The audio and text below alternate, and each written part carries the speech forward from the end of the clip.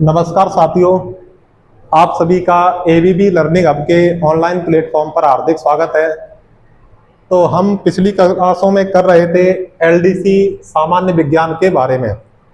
उसमें अपना चैप्टर शुरू हो गया था रासायनिक अभिक्रियाएं एवं समीकरण, उसके बारे में हमने तो लगभग हमने इसमें कई कई समीकरण या बहुत सारी समीकरण कर ली।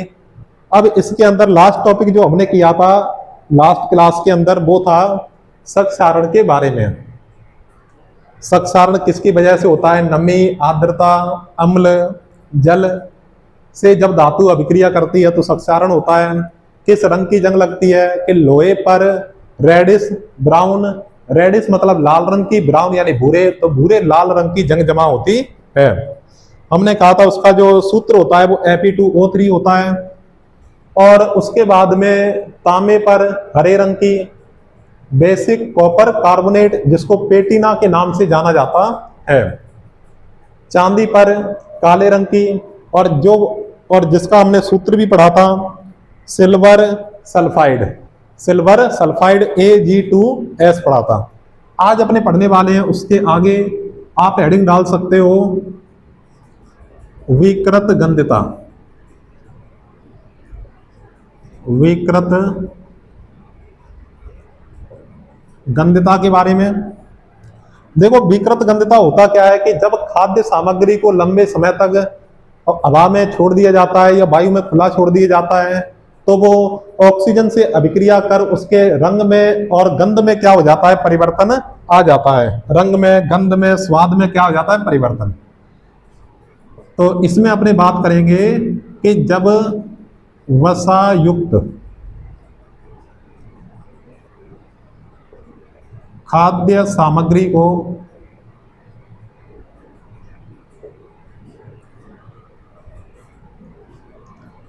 कि लंबे समय तक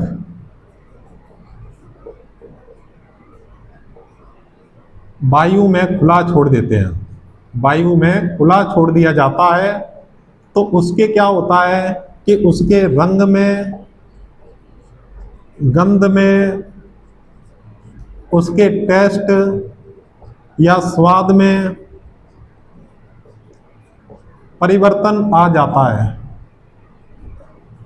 परिवर्तन आ जाता है। और इस प्रोसेस को अपने क्या बोलते हैं? विकृत गंधता बोलते हैं। तो इसको अपने क्या बोलते हैं? विकृत गंधता बोलते हैं। तो वो लंबे समय तक वायु में खुला छोड़ देंगे तो वो ऑक्सीजन से अभिक्रिया करेगी तो वो ऑक्सीकृत हो जाएगी। तो इसके बचाव के उपाय में ऑक्सीकरण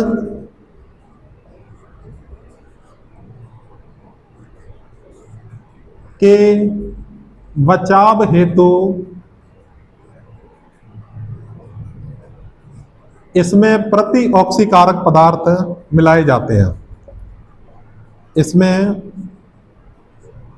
प्रति ऑक्सीकारक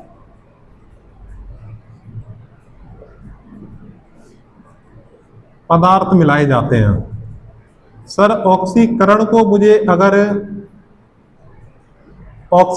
मुझे अगर खत्म करना है तो उसमें क्या मिलाना चाहिए? उसका अपोजिट को बोलते हैं प्रति, कि प्रति ऑक्सीकारक पदार्थ मिलाना चाहिए। तो आगे लिख दो आप कि चिप्स के पैकेट में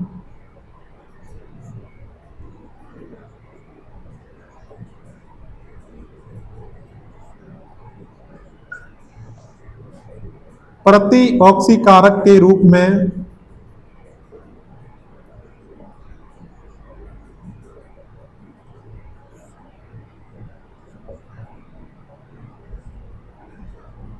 नाइट्रोजन गैस भरी जाती है।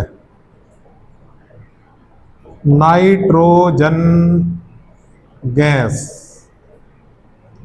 जिसको अपने बोलेंगे N2 गैस भरी जाती है। तो अगर आपसे ये पूछ ले कि प्रति ऑक्सीकारक के रूप में हम किस तत्व का या किस गैस का प्रयोग करते हैं तो आपका नाम क्या आएगा? नाइट्रोजन गैस का प्रयोग करते हैं, जो ऑक्सीकरण को रोक ले। क्योंकि नाइट्रोजन गैस होती है वो क्या होती है? कम सक्रिय होती है, कम सक्रिय होती है। इसके बाद में अपने एक नया टॉपिक है जो अपने लास्ट बचता है इसके अंदर, उत्प्रेरक। कि उत्प्रेरक के बारे में अपने पढ़ेंगे कि उत्प्रेरक क्या होते हैं, ये कितने प्रकार के होते हैं और ये कैसे कार्य करते हैं। तो अपने जो नई हेडिंग डालेंगे वो होगी उत्प्रेरक।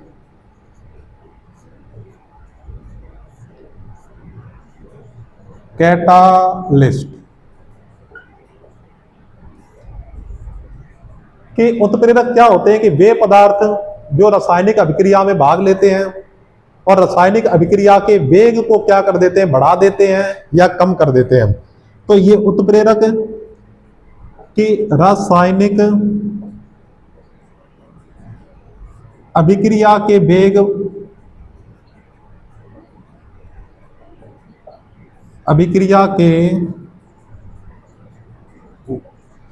में परिवर्तन कर देते हैं। रासायनिक अभिक्रिया के वेग में परिवर्तन कर देते हैं। सर परिवर्तन का मतलब उसको रासायनिक अभिक्रिया के वेग को बढ़ा भी सकते हैं और कम भी कर सकते हैं। तो वे पदार्थ क्या कहलाते हैं, उत्प्रेरक कहलाते हैं। उत्प्रेरक को हमेशा तीर के निशान के ऊपर लिखा जाता है। तो तीर के निशान के ऊपर किसका यूज करते हैं, उत्प्रेरक का यूज करते हैं। तो एक बार आप अगर इसको लिखना चाहो या स्क्रीनशॉट लेना चाहो तो ले सकते हो।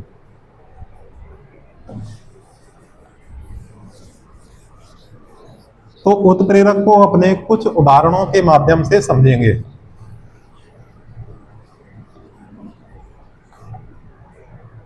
जैसे हम बात करें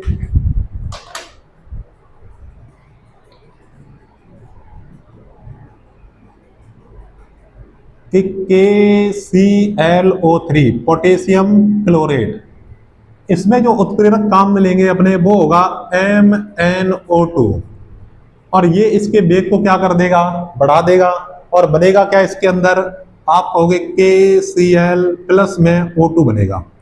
KCl प्लस में O2 बनेगा। इसके बाद में अपने बात करें 2 नंबर कि मेरे पास है वनस्पति तेल और वनस्पति तेल का मैंने क्या करवाया, हाइड्रोजनीकरण करवाया और इसमें जो उत्प्रेरक काम लेंगे वो Ni, मोस्ट इंपोर्टेंट कि वनस्पति तेलों के हाइड्रोजनीकरण में किस उत्प्रेरक को काम में लिया जाता है, Ni। और Ni का नाम क्या होगा, मैं इसी में लिख देता हूं, निकल उत्प्रेरक का प्रयोग किया जाता है और बनता क्या है, वनस्पति घी का निर्माण होता है। इसके बाद में अपने एक और उदाहरण दे सकते हैं कि मेरे पास में क्या है, 3 नंबर हाइड्रोजन परऑक्साइड है H2O2। इस पर जो उत्प्रेरक काम लेंगे वो अपने कौन सा होगा, चलो Ki ले लिया, पोटेशियम आयोडाइड, तो क्या बनेगा H2O प्लस में O2, ऑक्सीजन गैस बनेगी। तो ये रासायनिक अभिक्रिया में भाग लेते हैं और रासायनिक अभिक्रिया के वेग को क्या कर देते हैं, बढ़ा देते हैं या कम कर देते हैं। रासायनिक अभिक्रिया के वेग में क्या कर देते हैं, परिवर्तन कर देते हैं और खुद अपरिवर्तित रहते हैं, खुद में किसी प्रकार का चेंज नहीं होता। उत्प्रेरक की बहुत कम मात्रा भी क्या होती है, यूजफुल होती है, उपयोगी होती है। अब अपने क्या करेंगे, उत्प्रेरक का वर्गीकरण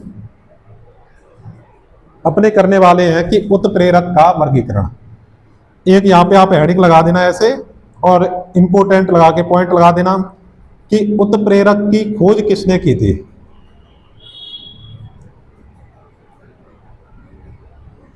खोजकर्ता, उत्प्रेरक के खोजकर्ता कौन थे, किसने इनको पहचाना था। ठीक है कि उत्प्रेरक नाम की भी चीज होती है तो उसका नाम क्या होगा, वर्जिलियस।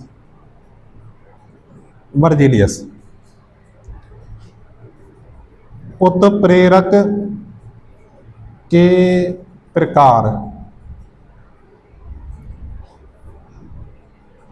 पहला लिखेंगे भौतिक अवस्था के आधार पर,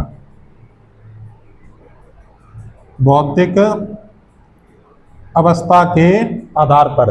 कि भौतिक अवस्था के आधार पर उत्प्रेरक 2 प्रकार के होते हैं, कौन कौन से, एक तो होता है समांगी उत्प्रेरक और एक होता है विषमांगी उत्प्रेरक।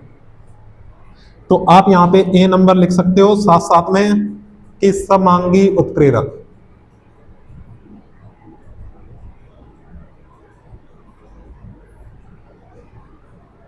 इसमें क्या होगा कि समांगी उत्प्रेरक के अंदर अभिकारक और उत्पाद की अवस्था एक ही हो तो उसे अपने क्या बोलते हैं, समांगी। कि जब रासायनिक अभिक्रिया में अभिकारक व उत्प्रेरक की अवस्था समान हो, अभिकारक और उत्प्रेरक की अवस्था क्या हो, समान हो, तो उसे अपने क्या बोलते हैं, समांगी उत्प्रेरक बोलते हैं। जैसे उदाहरण के लिए कि सर कौन सा एग्जाम्पल लें, उदाहरण के लिए हमने कहा कि अपने लेते हैं SO2 प्लस में O2, तीर का निशान SO3 बना और यहां पे मैंने ले लिया NO। SO2 होती है वो भी गैस होती है, सल्फर डाइऑक्साइड गैस, ऑक्सीजन होती है वो भी गैस होती है, नाइट्रोजन ऑक्साइड है वो भी गैस है, और सल्फर ट्राइऑक्साइड है वो भी गैस है। तो इसमें क्या है कि अभिकारक और उत्प्रेरक की दोनों की अवस्थाएं एक भी है और उत्पाद की अवस्था भी क्या है, एक ही प्रकार की है। जैसे एक और एग्जांपल लिखते हैं यहाँ पे कि CH3COO प्लस में हमने क्या लिया, जल H2O, तीर का निशान, इस पर अपने जो उत्प्रेरक लेंगे वो कौन सा होगा, HCl बनेगा क्या, CH3 इसके एक OH के साथ में अभिक्रिया कर लेगा तो बन जाएगा CH3OH, और यहाँ पे CH3COOH होगा। ये भी क्या होगा, लिक्विड अवस्था में होगा, ये भी लिक्विड अवस्था में जलीय विलयन, और इसको भी जलीय विलयन के फॉर्म में लेंगे, ये भी AQ और ये भी क्या होगा, AQ होगा, जलीय विलयन होगा। ठीक है, तो एक बार आप इतना लिख सकते हो कि CH3COOCH3 प्लस में H2O, तीर का निशान HCl, CH3COOH और प्लस में CH3OH। आपको समीकरण याद रखने की जरूरत नहीं है आपको। तो इसमें अपने दूसरा प्रकार पढ़ेंगे विषमांगी उत्प्रेरक। तो आप भी साथ में हेडिंग डाल सकते हो क्या, विषमांगी उत्प्रेरक की। समांगी में तो आपको ये ध्यान रखना है, आपको कोई भी अभिक्रिया दी जाएगी उसमें सभी चीजों की अवस्था एक ही होगी, और अवस्थाओं को मैं आपको लिखा चुका हूं कि जो ठोस अवस्था होती है उसका सिंबल S होता है, द्रव अवस्था होती है उसका सिंबल L होता है, गैस अवस्था होती है उसका सिंबल स्मॉल g होता है, और जलीय अवस्था होती है उसका सिंबल है वो AQ होता है जलीय विलयन के लिए। तो अपने जो B नंबर पे बात करते हैं वो है विषमांगी उत्प्रेरक।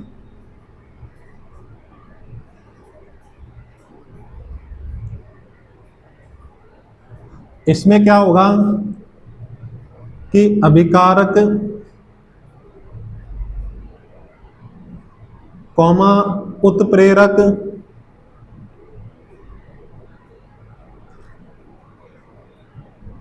की अवस्था अलग अलग होगी, तो उसको अपने क्या बोलेंगे, विषमांगी उत्प्रेरक बोलेंगे। जैसे उदाहरण स्वरूप N2 प्लस में H2, तीर का निशान NH3 बनेगा, और यहां पे जो उत्प्रेरक लेते हैं वो कौन सा लेते हैं, Fe। N2 हमें पता है गैस अवस्था होती है, हाइड्रोजन भी गैस होती है, लेकिन ये है वो क्या होता है, सॉलिड अवस्था में होता है, और ये तो अपने क्या, अमोनिया भी गैस अवस्था में होती है। तो इसमें जो अभिकारक और उत्प्रेरक की भौतिक अवस्थाएं क्या है, समान नहीं है। इसके बाद में अपने अगला पढ़ेंगे वनस्पति तेल। इसका हमने हाइड्रोजनीकरण करवाया H2, तीर का निशान निकल उत्प्रेरक की उपस्थिति में वनस्पति घी बनेगा। ये लिक्विड फॉर्म जलीय विलयन के रूप में होगा। ये भी AQ। ये गैस अवस्था में होगा और ये सॉलिड अवस्था में होता है। तो इनकी भी क्या होगी कि भौतिक अवस्थाएं समान नहीं होंगी। इसके बाद में जो दूसरा है वो अपने क्या है, क्रिया के आधार पर। तो भौतिक अवस्था के आधार पर दो ही प्रकार के होते हैं, एक तो समांगी उत्प्रेरक और एक होता है विस्पांगी उत्प्रेरक।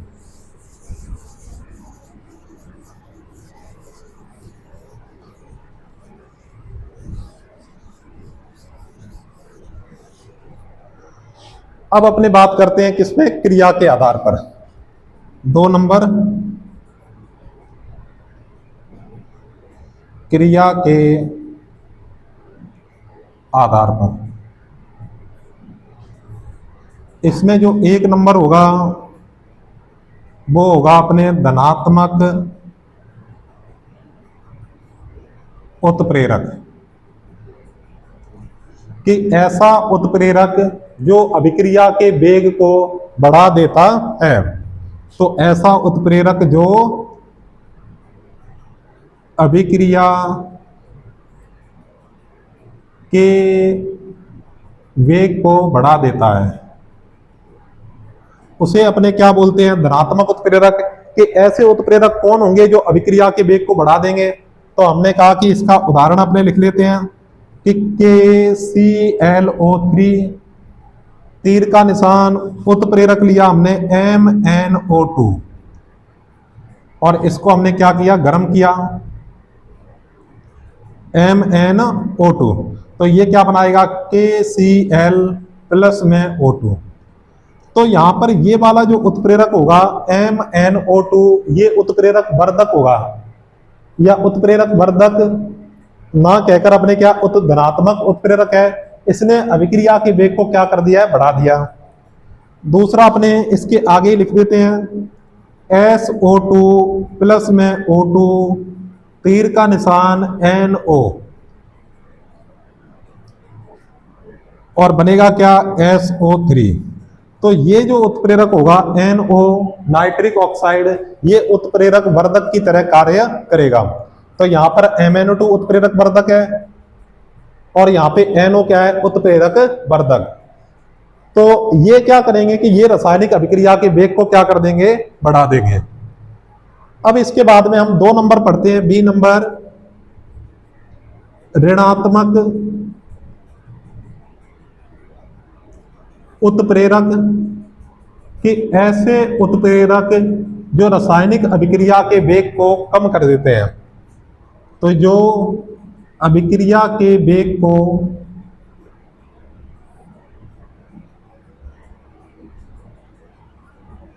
कम कर देते हैं वो क्या कहलाते हैं, वो कहलाते हैं बेटा ऋणात्मक उत्प्रेरक कहलाते हैं। जैसे इसके अपने उदाहरण देखें,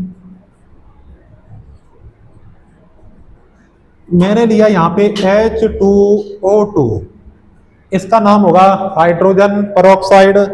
इसमें जब अपने ग्लिसरॉल मिलाते हैं, H2O2 के अंदर अपने क्या मिलाते हैं, ग्लिसरॉल, तो ये अभिक्रिया के वेग को कम कर देता है ग्लिसरॉल। तो यहाँ पे आपको उत्प्रेरक के नाम याद होने चाहिए कि ये अभिक्रिया के वेग को क्या कर देते हैं, कम। तो वो होगा अपने ग्लिसरॉल। तो यहाँ पे क्या बनेगा, H2O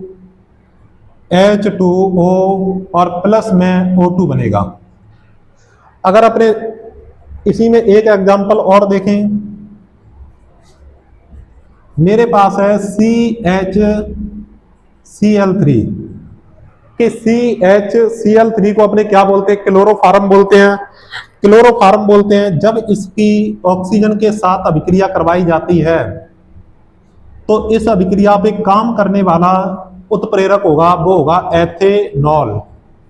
कौन सा होगा, एथेनॉल होगा। ये ऋणात्मक उत्प्रेरक होगा और ये अभिक्रिया के वेग को क्या कर देगा, कम कर देगा। तो इसमें बनेगा क्या, अपने कहेंगे COCl2 और प्लस में क्या बन जाएगी, हाइड्रोजन गैस बनेगी। कि COCl2 को आप नाम याद रखना कि इसको क्या बोलते हैं, फॉस्जीन बोलते हैं, और इसको क्या बोलते हैं, क्लोरोफार्म बोलते हैं, क्लोरोफार्म। और मैं आपको यह बता दूं कि जो क्लोरोफार्म का प्रयोग है, क्लोरोफार्म, इसका सूत्र क्या लिखा था आपने, CHCl3। ये जो चीज है वो अपने बेहोश करने के काम आती है, बेहोश करने में प्रयोग लेते हैं। अपने नाटक में, सीरियल में देखते होंगे कि एक बंदा आ रहा है और पीछे से रूमाल लगा देता है, तो उस रूमाल में क्या होती है, क्लोरोफार्म होती है, और उसको सूंघने के बाद में कुछ समय तक बंदा क्या रहता है, बेहोश हो जाता है। तो इसको एक बार आप लिख सकते हो। तो इसके बाद में अपने इसका तीसरा उदाहरण पढ़ेंगे, वो क्या होगा, स्वतः उत्प्रेरक, कि ऐसे पदार्थ जो स्वयं उत्प्रेरक का काम करते हैं। चलो अभी दिखाते हैं आपको।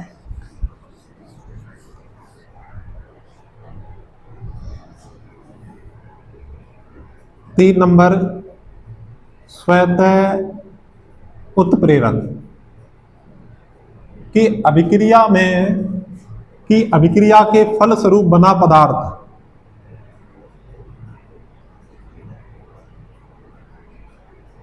अभिक्रिया के फलस्वरूप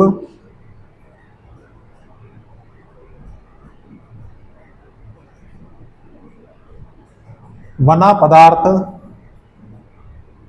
स्वयं उत्प्रेरक का कार्य करे। कि अभिक्रिया के दौरान जो बना पदार्थ है वह स्वयं उत्प्रेरक का कार्य करे, तो उसको अपने क्या बोलते हैं, उत्प्रेरक, या अपने स्वतः उत्प्रेरक बोलते हैं। जैसे इसका उदाहरण देखें, CH3COOC2H5 प्लस में H2O, तीर का निशान, कि सर जल में से क्या निकलेगा, OH, वो तो ले जाएगा ये, तो हम यहां पे लिख देंगे C2H5OH, यहां बनेगा CH3COOH। इसका नाम होता है एसिटिक अम्ल, और जो एसिटिक अम्ल है ये स्वतः उत्प्रेरक का कार्य करता है, कि इसमें जो बना है वही उत्प्रेरक का काम करता है, तो उसको अपने क्या बोलेंगे, स्वतः उत्प्रेरक। इसका एक उदाहरण अपने और देखते हैं,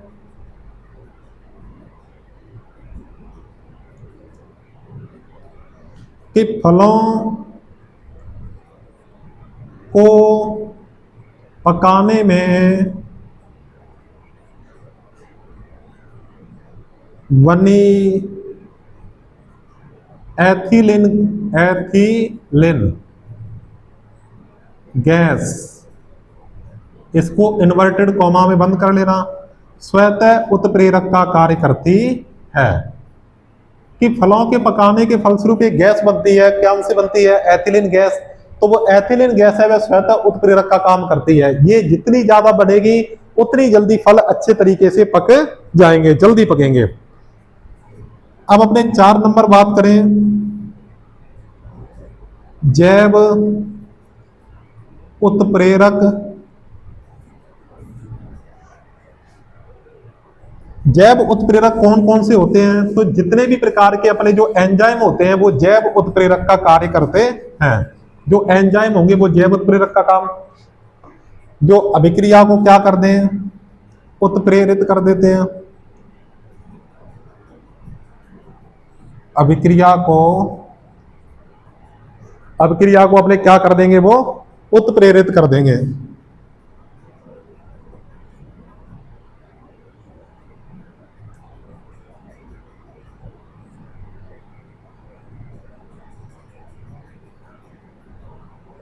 और ऐसे पदार्थों को अपने क्या बोलते हैं, एंजाइम बोलते हैं। कि उत्प्रेरक वर्धक कौन से होते हैं, कि आप बोलोगे डायरेक्ट आप बोल देना क्या, एंजाइम। उत्प्रेरक वर्धक कौन से होते हैं, एंजाइम। कौन कौन से एंजाइम होते हैं, तो फर्स्ट नंबर पे इनके अपने उदाहरण देख लेते हैं। माल्टेज, सुक्रेज, ये बेटा कौन है? उत्प्रेरक वर्धक है। जाइमेज,